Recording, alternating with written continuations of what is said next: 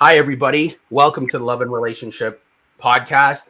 Today, as I said, it's a very special day. For me, it is. I have two lovely ladies on here. We're going to talk about something so interesting. We're going to play the 1 minute countdown. We're going to get started. And then you guys want to plug in because maybe you're in a space right now where you are trying to figure out if you're ready, if you're not ready. And we want to clear up a lot of that confusion today. So then you could walk away better than you came in. And we will start the show very shortly.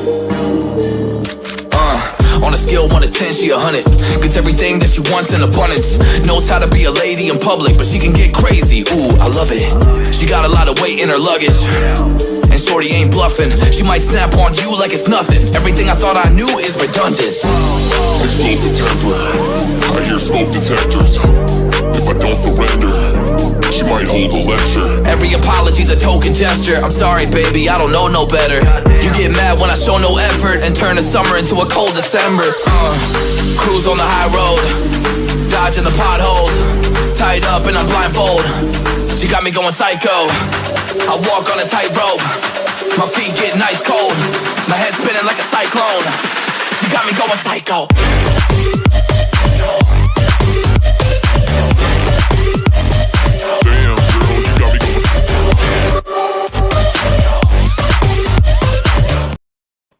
Okay. So now we are ready to start. We are ready to get into today's show. So I don't want to talk too much because this show is not about me. It's about our guest. So why don't we go right to down and we'll let our guest introduce themselves. So Ofri, go first. And then Maria, the floor is all yours. So introduce yourself to our audience.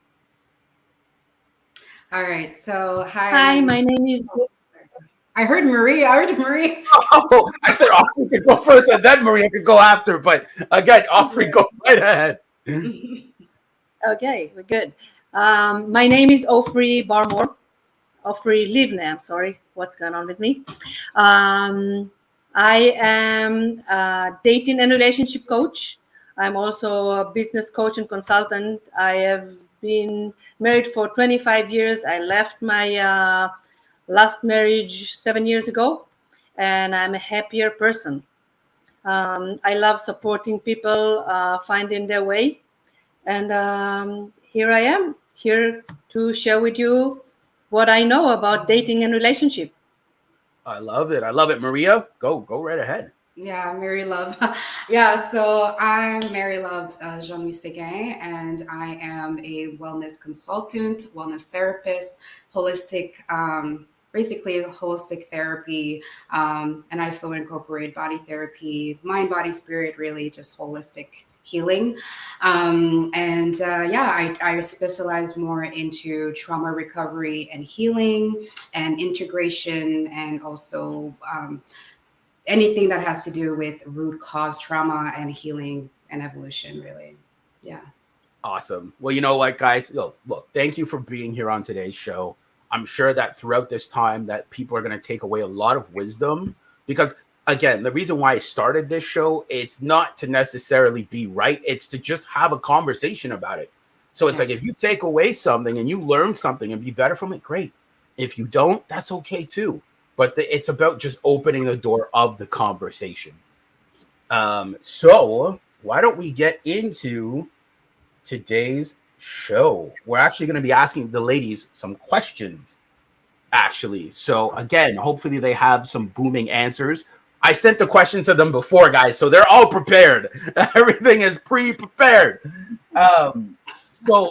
Again, we'll go first with Ofri, and then we'll go with Maria. And, the whole point is just to get raw, authentic answers that resonate with them based off of their experiences. So if you don't mind, Ofri, what put you on the path of self-reflection and healing so you could get the outcomes that you desired when it comes to dating? Well, thank you for asking that question. I believe that a person, let's put myself in the spot, I'm really ready for serious relationship once I look in the mirror and I'm content and happy with the person that I'm looking at. If you're not fully content and happy with who you are, probably you'll be busy by trying to fix yourself and fix the other person. while trying to start a relationship. I come to realize that the right time for me to move on when I realized that I was very, very unhappy in a toxic relationship of 25 years. I had enough and I was not willing to take it anymore. I looked in the mirror and I wasn't happy with where I am and what I'm getting out of it. And I decided that it's time for me to move on. And that was very big self-reflection. I am living a life that I'm not happy with. That's not no point. I don't want to wake up at 65 grumpy old woman. That was not my goal in life. So I decided to take action, look in the mirror, and find out who I am and where I want to be. And I took action. Wow, I love that. I love that answer. Maria, your turn is next, and then we're gonna summarize it. So you go ahead, and I'm gonna ask you the same question, Marie. The question that I have for you is, what put you on the path of self-reflection when it came to healing and getting the outcomes that you wanted? Yeah.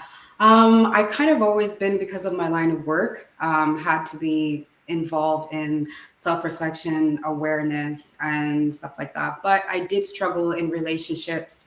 I am also separated, divorced. I've had some relationships that just did not work out, and definitely with being free from a relationship and knowing that it's time now. I took the time after my last relationship to just be like, okay, let's dive even deeper. And I think it was just the more I was on the path of trying to find more of me, finding more of who I am, that basically got me to the path of, okay, this is what I was looking for, as I was looking for myself. So it's definitely has been very freeing to be able to get there. So just to coming back, what brought me to this is finding myself. That's the path I took. Okay, that's interesting, because it's funny. I actually have like some questions that I didn't give you guys that I'm gonna throw you guys off just to make it more authentic. Yeah. And either one of you guys could go first. To me, it doesn't matter. Why are people afraid of self-reflection? You guys just answered, like, both of your stories are very similar. It all started with looking in the mirror, self-reflection, looking at myself, saying, hey, I'm not happy with this. I need to make a change. But why are a lot of people afraid to look? Either one of you ladies could go If first. the path was easy, everybody would take it.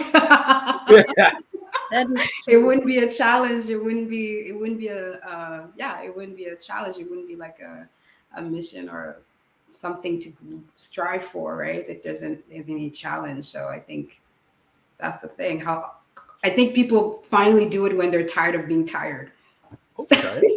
I like that. Ofri? I think a lot of people are afraid to look in the mirror and look at themselves, and they're more afraid of that. They're afraid of what other people will see. Other people, what other people think of them. If they're not happy with what they see, oh my God, what will my friend will tell me about me? What my neighbors, what my mom, what my uncle? People are so scared of the peer pressure. I like that. I'm actually going to add something in here, and you guys might challenge it, so it's going to make good conversation. I think a lot of times people are afraid to look at themselves because they might see failure. And I'm not saying failure in a negative way, but like, how did I get here? More as a sense. And sometimes it's very scary to look at yourself to say, I've been in this relationship, I'm unhappy, and then you have to look at that.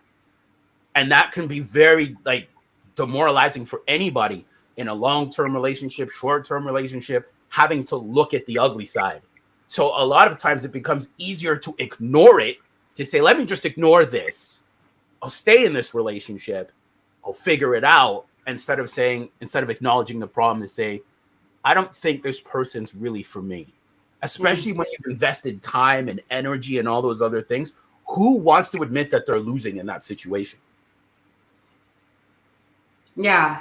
Did you want it to go or? Yeah, no, I think not a lot of people it's not a comfortable conversation to have with yourself, but it does start something, is the conversation with yourself. I think we do need to have those harsh conversation with ourselves to be able to look uh, things for what they are, right? And not like just kind of put the roses colored classes or anything like. Yeah, exactly, right. But yeah, I think it comes down to knowing yourself. And if you don't know, ignorance is bliss in a sense, but you can't beat yourself up too hard when you tried your best with the knowledge that you had at the time. Like hindsight is always 2020.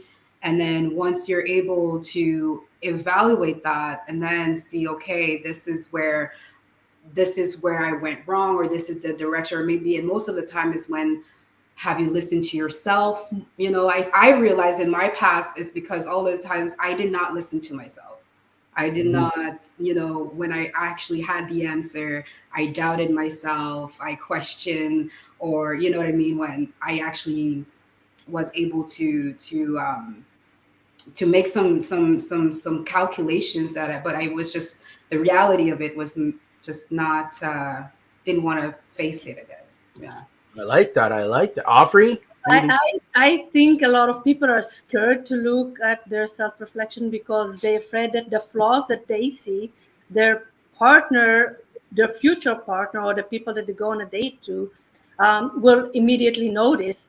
And also, it's scary to look at it because it means, oh, I need to actually, if I see it, I need to work it. So it's a lot easier to tuck it in and not worry about it. Nobody would see it, but it'll come again and again. It will be a repetitive pattern in every relationship that you're going into. If you're refusing, you kind of avoid it. I won't do the work. I would not notice there. It's there. It's part of who you are. And if you don't work to fix it, it'll just come again and again, and it'll interfere with every relationship that you were going to go into. Yeah. I love that. See, that's why I was throwing out some bonus questions here, but you guys answered them very well. So I'm going to ask a crazy question here. And you guys have obviously done the work, but it obviously has to do with healing.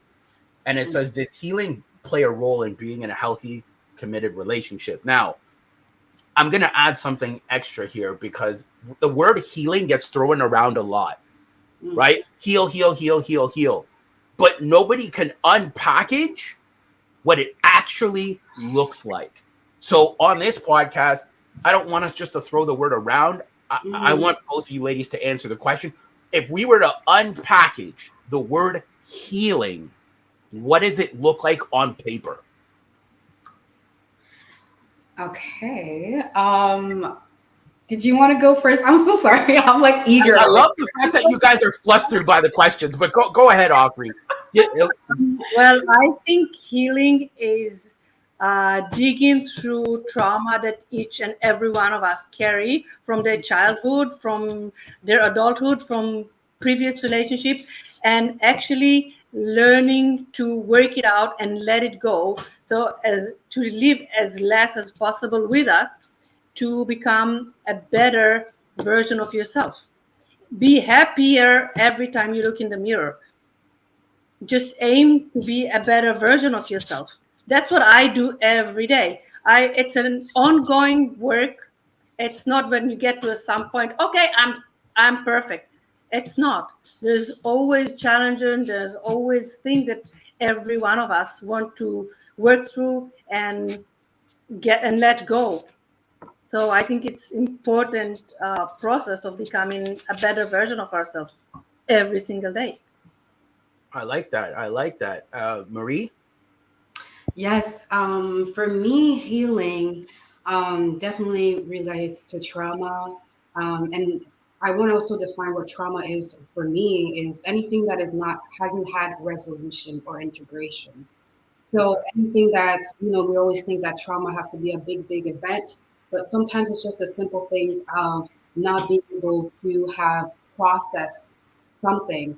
So, and a lot of the work that I do is going back into childhood, going back into any time of my life that I wasn't able to process a certain moment, and taking the time to allow that part of me that still lives in that traumatic moment to have that assistance. So a lot of the times what I reflected is that people, and I see it in others too, but realizing in myself that a lot of the times I treat myself the way other people treat me. Okay. And that was something that a big pill to swallow, because um, realizing that sometimes the things that, were harsh, that were done harshly to me, or like judgmental and things like that, sometimes I would treat myself that way, Mhm. subconsciously or consciously. But going back and having resolution for that little child, that little me that had that moment of feeling alone, not feeling heard, not feeling understood, and just being like, maybe nobody understood you, but I do. I know what you've been through. I know what you've lived. I know that maybe nobody else understands you, but I know you and I got you and I love you and you're valuable to me. So bringing that soothing and that healing, the same that I do for other people, but like bringing it inward and doing it on myself, putting myself as well, giving time for me and sitting with myself and giving me that type of healing. I think that's what healing is, integrating and not just abandoning a part of ourselves, but healing it, hearing it, Mhm. saying you are valuable somewhere, somehow you have a story to tell and I want to hear it. I like that. Ofri, is there anything you want to add before I? No, Um, I I, think you described it fantastic. I think you guys give fantastic answers, and I actually want to add something here. I think healing is self-awareness. This is just what it is for someone like myself, right? Because a lot of times, let's say you say, I'm a very blunt person, right? You're very direct, but at the end of the day, let's be honest, you could just be a flat out asshole.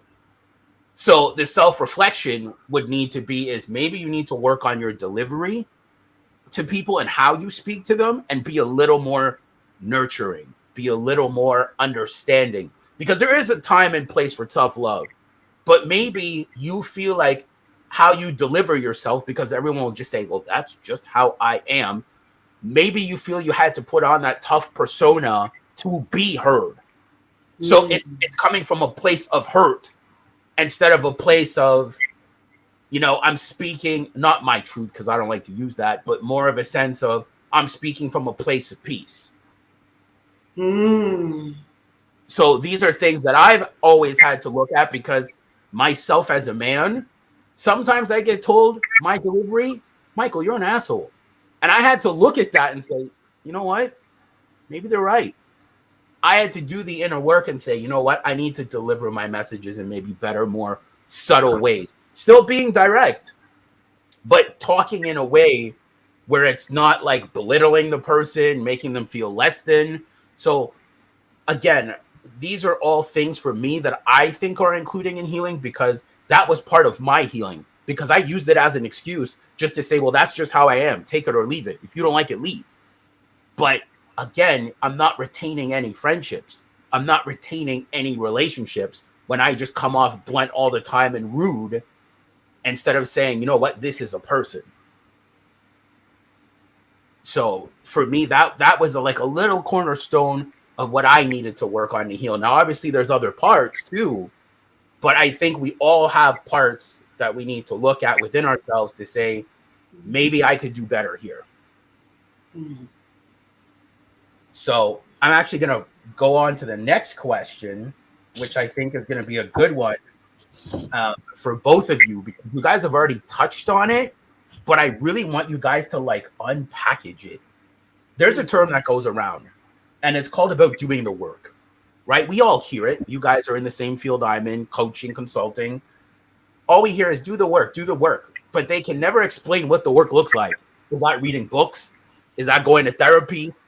Like, what is the work? Because I feel like a lot of, not even I feel like, I think that that's where people get confused, because a lot of times people need a roadmap, right? When it comes to the work. So they need a step-by-step instruction manual, just like when you get a microwave, there's instructions in that microwave. You don't just press a bunch of buttons and hope that the food warms up and say, well, I think it's done. So again, either one of you ladies can go first. What does the work look like? So I think work is just like you said. It's learning. It's taking courses, reading books, but it's all at the end of the day is working with yourself, finding your true self, the authentic self. Look in the mirror and see. Look at that. Look at yourself and figure out if this is who you really want to be. And if there's things that you're not happy with, do everything that you can.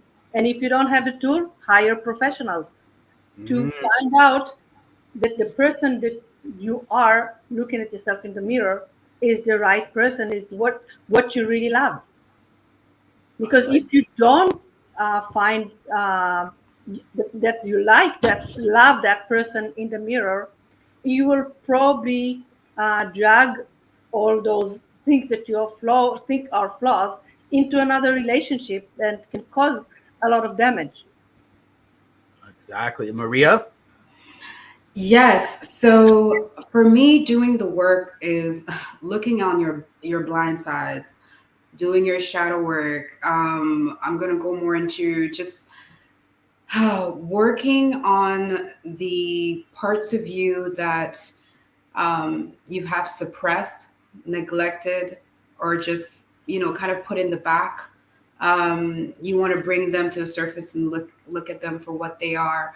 That is doing the work, because in our coping mechanism, that kind of goes with what you said earlier, but in our coping mechanism when we grew up, we all had different coping mechanism, different ways of showing up to the world, different ways of different circumstances has different outcome in the way that we even present ourselves and all of that. So coming down to your authentic self of who am I? Who am I truly, despite of what people think of me, despite of any kind of thing. And then I think the work is looking right into your insecurities. That Mm, is where the work is diving into your securities and not making your insecurities the enemy, but just it's just basically like neighbors you've never introduced yourself with, and just having that conversation with them and saying, why is this making me feel insecure? Why is this making me feel a certain way? And understand the story behind it. So I think the work is taking the patient of looking at those parts that we do everything to kind of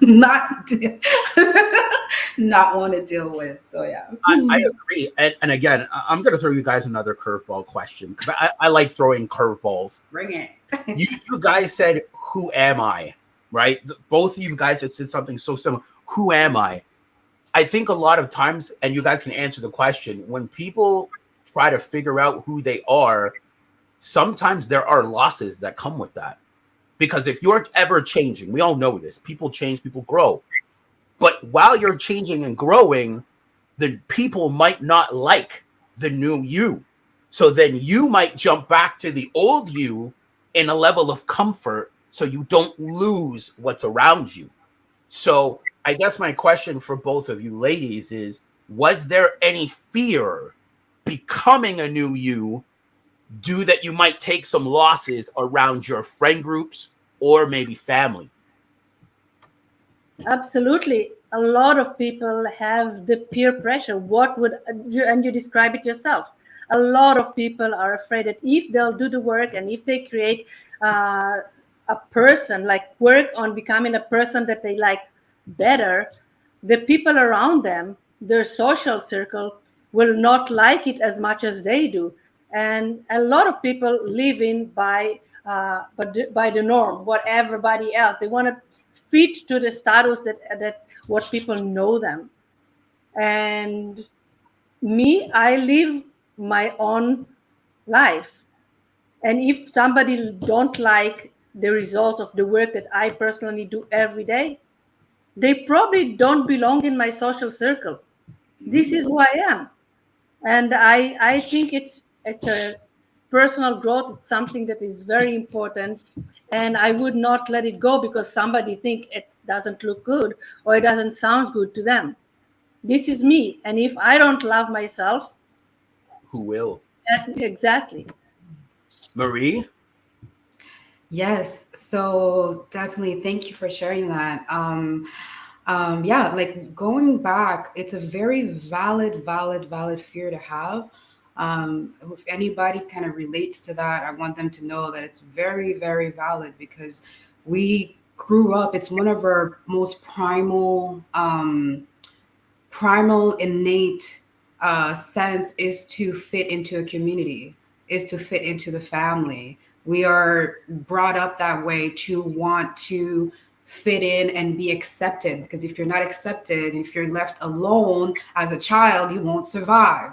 It's something that is built within our society, so it's a valid thing to do that. Okay, but if I can say something, kind of like, you have to find out your own value, what you value. And I think people have different values on what skills they have, or what, what they like or what they don't like. But once you find more of who you are, you need to put that value into that and not let somebody else dictate the value of what you possess or what you have. So if you are, you grew up, you kind of did what your family did and everything, and you were fitting in, to a certain point. Now you're realizing who you are, but the people that you've attracted is on that part of you, or that person, for you to be able to fit in. So now if you're realizing who you are, you're going to align yourself with people that are more in tune with who you are. So now when you get to that place of like, oh, do I let go, do I this, the same way that you were able to create that for yourself before, know that you'll be able to create the same thing. But the fear, the initial kind of fear, is definitely valid, but it's nothing that you cannot overcome for sure. Wow, wow. And I like both of your answers. And you see, this is why I brought you guys here, because somebody already asked us a question. And again, I'm going to read the question, and any one of you ladies can answer. And this is what makes doing podcasting so fantastic. So his name is Greg, and he's watching from Morocco. And he says, "Thank you for both of you for teaching him." He says he's in love with a beautiful woman who doesn't show me enough of her love. What should he do? Either one of you guys can answer. Can you repeat the question again? For sure. He says he's in love with a beautiful woman who doesn't show him enough of her love. So she's not very reciprocative. And he's curious on what he should do. Did you want to go? Go ahead. You can go ahead. Okay, so I guess we need some context, but he want to know what he should do. I think the first thing would be to just have a conversation with that person. Be upfront, be yourself, and actually just say what's on your heart, how you feel. And if it's something that you've made it clear, obviously he's obviously had said it, because now he's saying that it doesn't reciprocate, or it's not coming back. Yeah. So I think it's just sitting down and having a conversation with her and saying like, hey, why? And, asking questions is never a bad thing.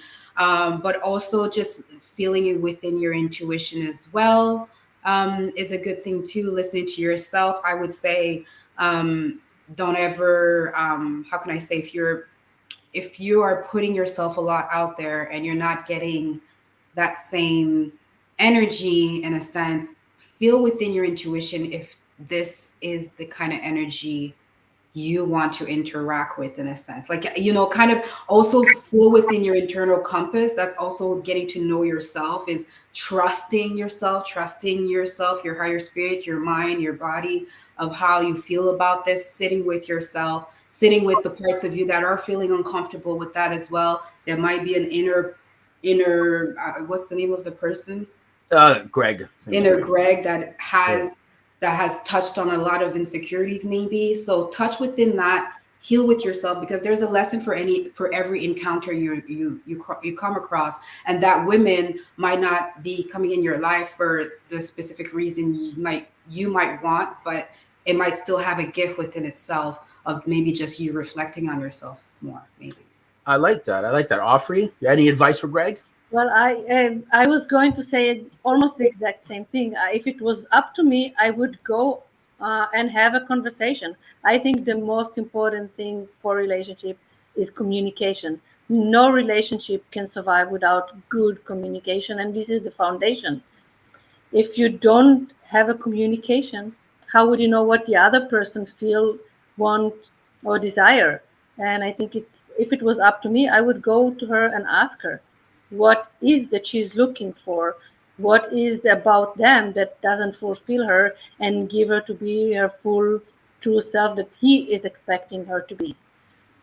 I love that you guys said that, and it's funny because my answer is probably going to be very, very different from your guys. I'm going to say this: she's either losing interest, because usually when women are very interested in a man, and you guys can back it up or argue the argument, they're very receptive. They are very receptive. If they're really, if a woman looks at you and she's like, "That's my guy," and you guys have been talking and there's, good connection and everything is like on par, she doesn't want to hold back, no matter what fears, no matter what she has going on. So even like I would say, yes, have the conversation with her 100%. Say, hey, is there something going on? But I would look at it as you're losing interest in me.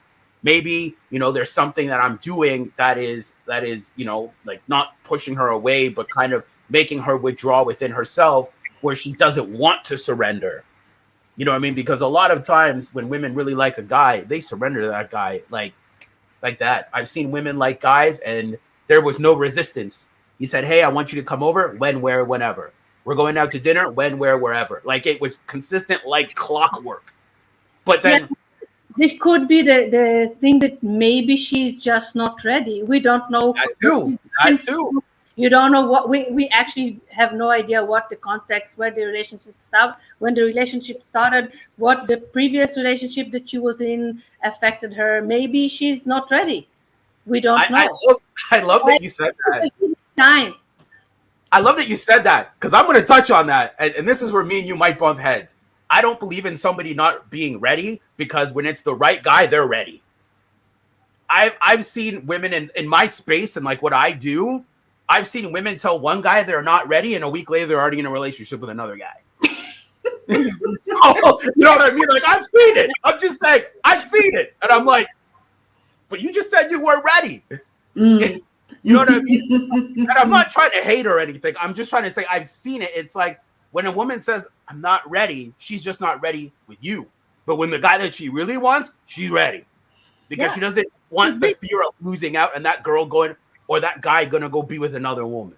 That's just me though. Yeah, you guys can chime in at any time.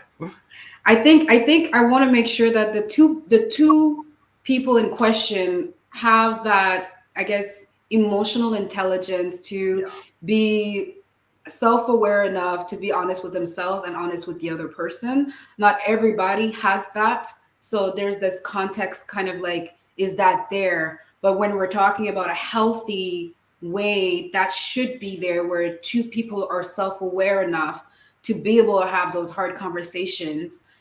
Sometimes it can be about timing. Sometimes it can be about, can I just speak for myself? I know that I just not too long ago recently said I'm ready to date. Before it wasn't because I was in a relationship or anything like that, but it was just because I was still searching for me, and I was still wanting to get certain things checked in my box of want to do things before getting into a serious relationship. So I kind of wanted to make sure that I have, my new website out. I wanted to have like my career up in a certain place where I'm feeling comfortable with myself. So sometimes it could come with that. And I guess if it kind of comes with discipline, if the person has like a self-discipline of like, okay, I said I wouldn't get into this until then or whatever, you could be the most amazing guy. But if she can say like, hey, I've put myself on this, if that's okay with you, if it's not, like having that mature adult conversation is something, but you need to have two people on the same wavelength for this conversation to actually. That is true. Ofri, is there anything you want to add to it? No, I think it's pretty clear where we at. So yeah, I'm gonna add something really fun. I love what you said, Marie. I'm gonna add something very interesting, and you guys can chime in. our plans sometimes are a joke. And I'm not saying that to offend anybody, but a lot of times if you believe in God, what we plan, God says, yeah, I understand that you want to do this, this, and this, but this is your person. They're coming into your life right now. And you might sit there and say, well, but I want to do this, this, and this. God's like, well, I'm sorry, this is your person. So that happens sometimes because a lot of the times, like our plans are very small in the grand scheme of things. You see what I'm saying? And it's not to shut our plans down or say that they're not important. It's just when you look at it from a broadened view, we can set these standards, but I've heard something that made me laugh. God has a sense of humor. What we say, it's like God's like, well, I have something bigger for you. So you might want to do all these little things, but God's like, I'm going to throw someone in your life right now that you're going to want to commit to right now. Hey, if it happens, it happens. I'm not saying. I just had to put it out there. Till it happens, I got a plan, baby. Like till it happens. I had to put it out there. Yeah. Oh my God. I had to put it because a lot of times we plan so much, but it's like when we answer to something higher than ourselves, he's like, I see things that you don't. But I was just gonna say, like, the plan that I put is with my higher power as well. You know what I mean? It's like I know what I want and how I want it, and I'm fully like, hey, whatever is right for me is gonna come to me because it's already mine. You know, if I'm longing for that kind of relationship and that kind of partnership, it's because it's already mine. It's because it's already on my frequency. It's already mine. So I'm never gonna be afraid to connect with somebody. But until I feel it, I'm not gonna commit to that. And so that's where I think some women are, is that they're just they just haven't felt that. Got it. Ofri, is there anything you want to add before I jump into the next question?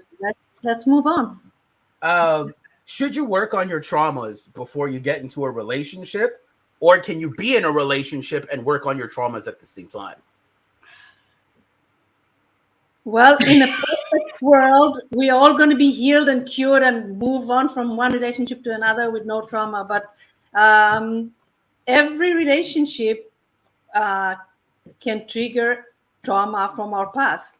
And I think in order to start fresh, start clean, better to work as much as we possibly can on our past trauma to start a relationship on the right foot without carrying old baggage to something brand new that can be very beautiful if we learn to let go of all trauma.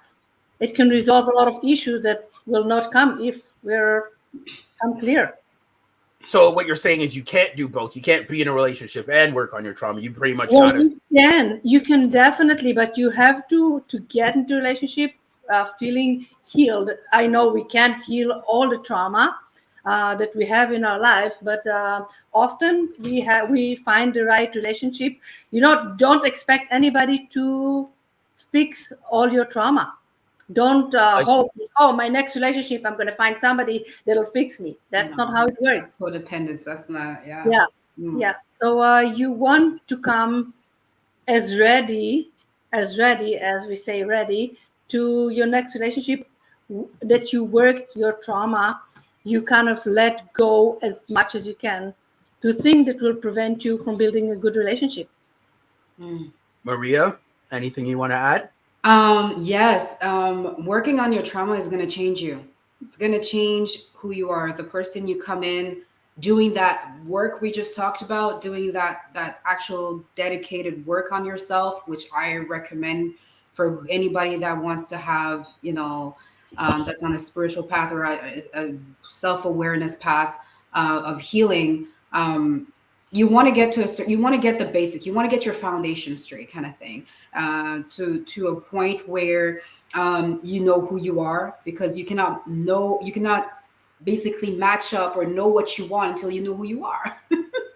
And to really know who you are, you need to get rid of the filters and the trauma filters and get through all that to get to the real source of who you are. So if you have a bunch of like filters, you can't see the real you. So you kind of have to work to that. Okay. And then I'm comfortable in the place where I am. And then I'm going to try to find somebody that is compatible with the true me. I like that. Hang on a sec. Hold that thought. Guys, we have 6 people in here, guys. Please like, share, subscribe, like the content. And also on top of that, if you guys want to follow these girls, these ladies, these lovely ladies, their Instagrams and their Facebooks are down below. I didn't leave you guys without nothing. You want to get coaching from them, you want to have a conversation with them where they can help you, we provide everything down below. So, but go ahead and finish your thought. I just had to interrupt. No, thank you. I appreciate that. I think, just an analogy of like alcoholic anonymous. Let's say like you went and you were an alcoholic, you went through the program, you did the work, you got your chip, and you're in a certain point of your rehabilitation. And let's say you want to make a friend, but the friend is still in those bad habits that have already did the work and worked through the kid, you know what I mean? And you're in a certain place, being around that certain person in a sense, or even trying to help them can kind of be hard, or just, you know what I mean, in terms of that. So when I bring this into a kind of like a relationship in a sense, not saying that, again, like you said, not a codependent relationship where you need to have somebody to help you, heal your traumas and get you out, because no, the strength comes within you and shouldn't be outwards like that. But having someone that is compatible in your journey is, I think, very, very important when it comes to a relationship. And I just use the alcohol thing for or abuse or anything like that, but healing trauma, you're kicking bad habits. Healing traumas, you're kicking bad habits of maybe being harsh on yourself, maybe being you can be emotionally abusive to yourself sometimes. You could be, there's different things of healing trauma that comes to that you're going to be a different person on the other side. So matching up with someone, imagine if you're with somebody that did the work too, y'all can compare notes, or just like, you just have that. Yeah. So that's what I want to say. That's interesting. Ofri, is there anything you want to add before I add what you have to say? I'm good. My thing is this, with the trauma thing, sometimes dating someone with the same traumas with you is not a good idea. It's not. Because that creates trauma bonding. Right? That's how much you've healed. Unless you've healed. But a lot of times, unless you haven't healed, then it becomes very problematic. But I actually want to add something. Guys, if you guys want to have these girls back on the podcast, please put a 1 in the chat or like the video, please. These girls are dropping some crazy gems, giving guys, girls the tools to pick healthy partners and how to know if you're ready. So please put a 1 in the chat. Greg, hopefully we answered your question. And we want to be able to help as much as possible. So this question, ladies, is probably going to make you laugh. It's probably going to be a double parter. Is the dating market bad, or is it because people are not doing healing and self-reflection? I will let you answer that one. Well, I think bad is, it's perception. If you decide something is negative, that's everything you're gonna get from it. Yeah. Look at life in a positive light. Okay. Choose positivity over negativity. If you decide that I'm going into dating with an open heart, open mind, and you cannot imagine what will come out of it. If you go there, all dating sites are bad, the dating is catastrophic, all my friend told me it's terrible, they dating only bad people, nothing comes out of it.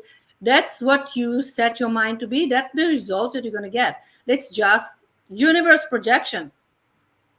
That's what you get. You think negative, you're going to get negative. But if you go with an open mind and heart and think, I am going to an adventure and I'm looking forward to see what universe can serve me, I'm looking to find the most amazing people of my life, you see what you're going to get.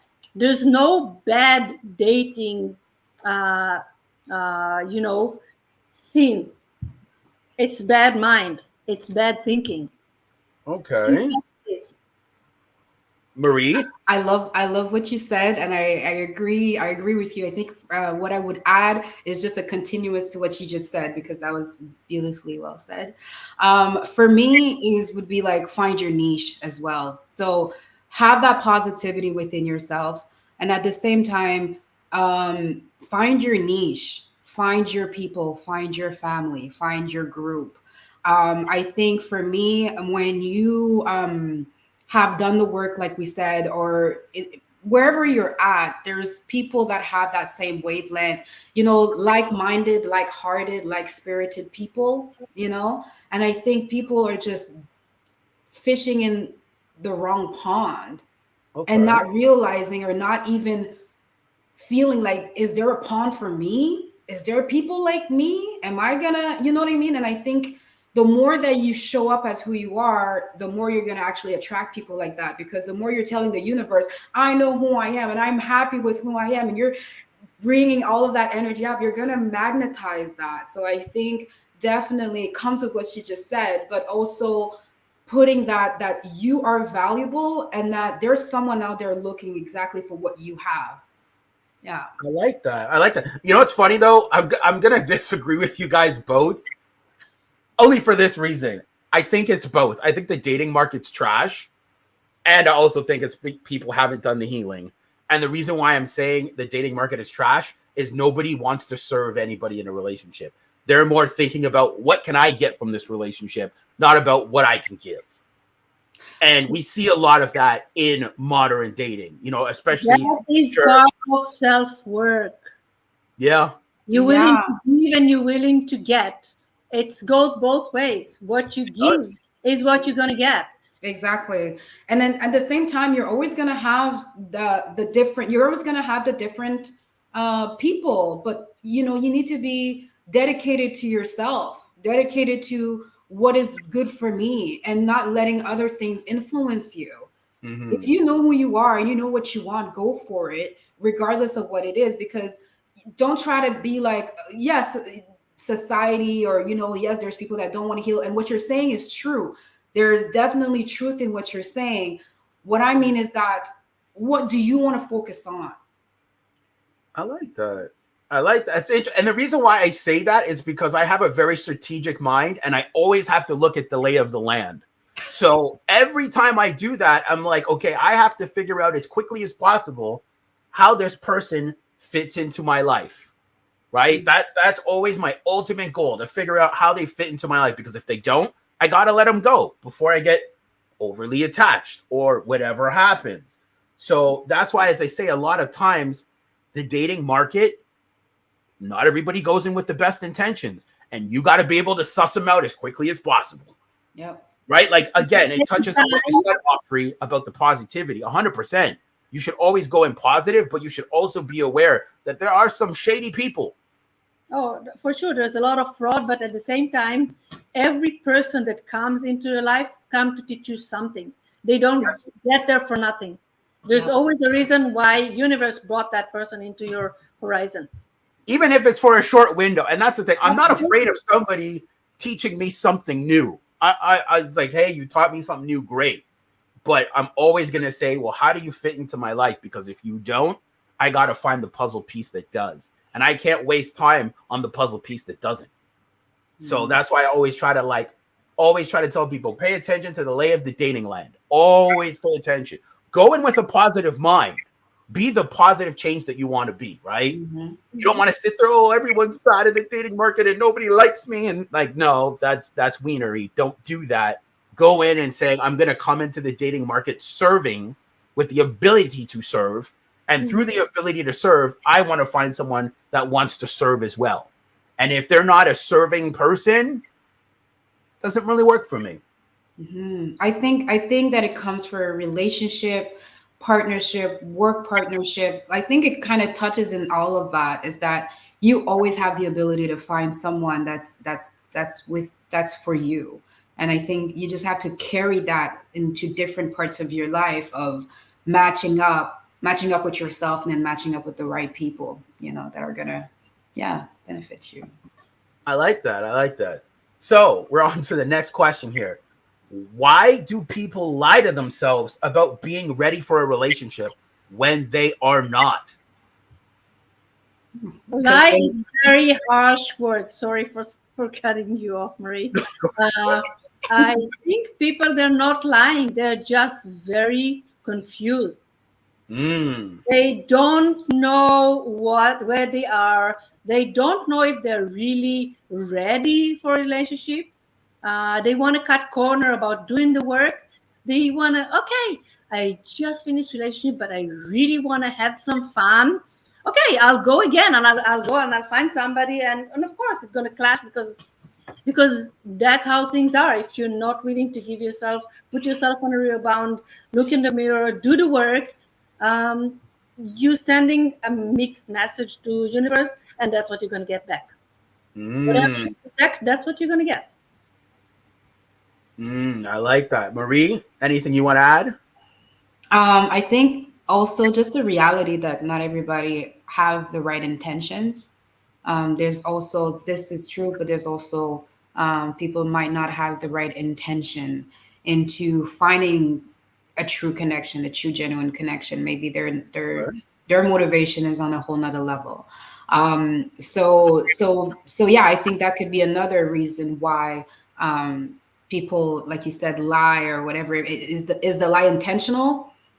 Is the lie is are they aware that they're lying, or they're lying to themselves, or they're lying to others, or they're doing both, right?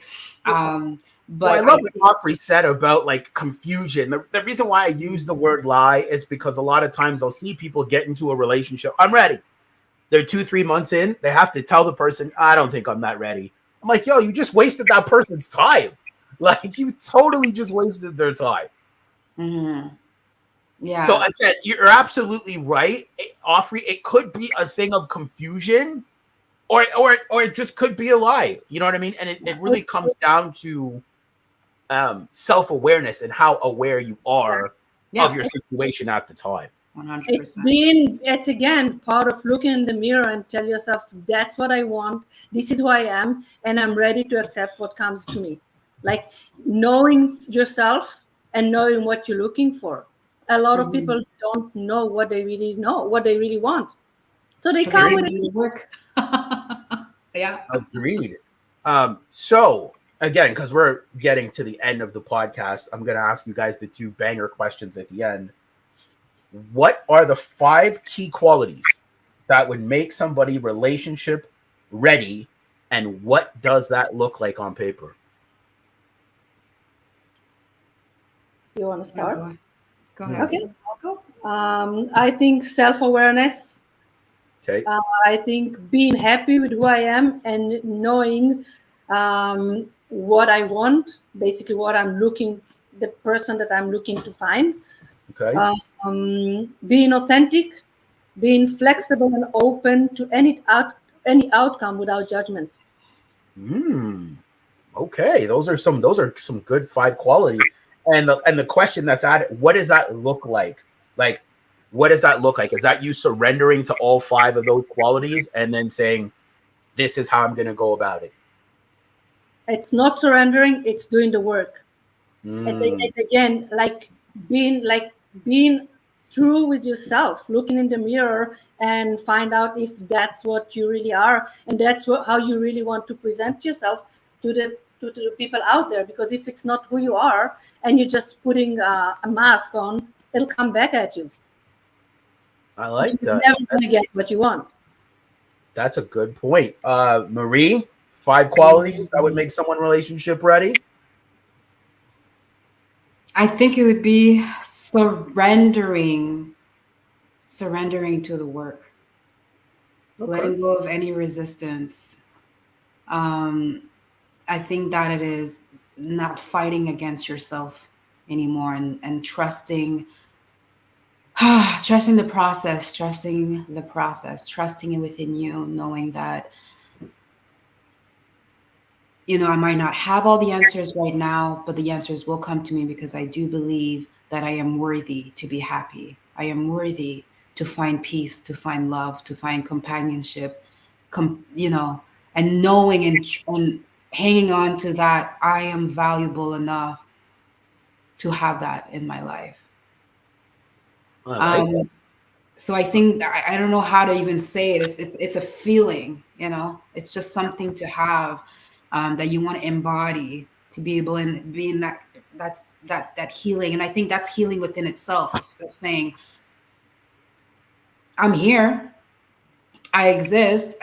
God was able to create me, so therefore I know that there is someone out there for me, you know, I and like just that. trusting in that. So I'm going to ask you guys the last question, and then we'll wrap up the show because you guys have given us an amazing hour of your time. What are some tools that people can use or explore to prepare themselves to be ready for a relationship? Should I go? Yeah, I'll let you guys think about it. But Ofri, if you want to go, if you already have the answers, go right ahead. Yeah, I think self-reflection, being able to assess previous experiences, to know what you could have done differently, basically assess it and use it for the future. Knowing, being aware of my patterns in order to avoid them getting into the same, I wouldn't call it mistake, relationship that doesn't work for you. Also knowing my values and know what you are looking for. Come clear of what you are looking to attract to yourself. I like that. So those are all things that people can do to prepare themselves to be Absolutely. ready for a relationship. I Because like if you don't know, if you don't have a list, I want a guy that will be 6'3", it'll be slender, it'll be smart, it'll be, I like you and you want to know to have very clear vision of what kind of character this person gonna have, and something that will match for what you like to do. I like that. Marie? Okay. For me, it would be doing generational trauma healing. Okay. I think that is one thing that definitely helped me a lot. Healing the paternal and the mother side of things, because we both bring that. And I've seen so many things within the partners that I was in and within myself, how those unhealed traumas were actually matching and bringing us together. And it's just like not understanding why certain things happen and why we keep attracting certain people in our life. That is something. So definitely trauma healing, but also doing the whole generational thing. And then also, for me, would be inner child healing. That's definitely one for me as well. Another one for me would be just being trauma aware, self-awareness. And just, yeah, like she already said, the most important ones, yeah, values. Know that you're valuable, and value your things, value the things you love. And if you love a person that has these traits, that the way that what makes you happy, then value that and go for what makes you happy. Don't how you call that, how you call that when you don't anyways, don't I can't even remember what word I was It's saying. okay. Yeah. Because I'm going to drop like a big gem for that one. Yeah. I've actually done this with a few girls, a few women, and they've actually like, whoa, like that opened my eyes. I say you need to have a contract with yourself. And what that means is you need to figure out your negotiables, your non-negotiables, Yeah. and what are you willing to give to get those things. So it's broken down into 3 columns. It's what are you willing to deal with? Like, what are you looking for? The type of woman or man or whatever that is. What you're not looking to deal with. So for me, for example, I won't date someone that does drugs. That's a no for me. Right off the bat, no smoking, no nothing. I commit to that. But then on the final one, and I think the final one's the last one, is what are you willing to give to get what you want? So if your list, let's say you're looking for like a woman that's very modest and all those other things, you have to say, if I want all this, what am I willing to give to get it? And you need to assess that. So that's one of the tools that I've given out to a few women, and they're like, wow, I've been breaking my non-negotiables. I've been dating guys that are like this. I've been dating guys that are like this. No wonder why I haven't been able to get what I want, or they're not able to walk away. They say, well, I want this, this, this in a guy, but there's more non-negotiables than there are positives, and they still take the leap. So I say, you're compromising too much, and that's why you're failing in dating. Absolutely. Settle. That's the word I was looking for. Settle. Jeez. Yeah, they're settling, they're compromising, whatever. Yeah. And it's dangerous when you do that, because now you're not being honest with yourself. And if you're not being honest with yourself, you can't be honest with someone else. You're just cheating on yourself. That's what we said in the first place. Yeah, exactly. I was just saving it for the end. So guys, look, I really appreciate the time. You guys took a strong hour for us today. We really appreciate you guys being on the show. Thank you so much. We're going to wrap up the show. We've given them some banger questions. You guys are actually, as the audience, for plugging in, we're going to be able to do the clips. I'm going to send them the clips in a couple days. I'm going to have the clips, and we're going to post them, so you guys don't miss out on anything that was shared on this podcast today. So look, ladies, Ofri, I appreciate you being here tonight and giving me an hour of your time. Maria, same thing. We would love to have you back to talk about different topics and different stuff, because you guys are just a well of information that people need to know, not only just when it comes to dating, but just even when it comes to maintaining a connection, when it comes to doing self-healing, when it comes to looking at themselves. We could open up the box of this conversation, and we will do that, because I'd love to have you both back on here. So let's wrap up the show. Again, I'm going to say goodbye to everybody. You guys can say goodbye to the audience. And we will see you guys real soon. Thank you so much. Thank you. Nice meeting you, Marie. Yeah, it was nice meeting you too.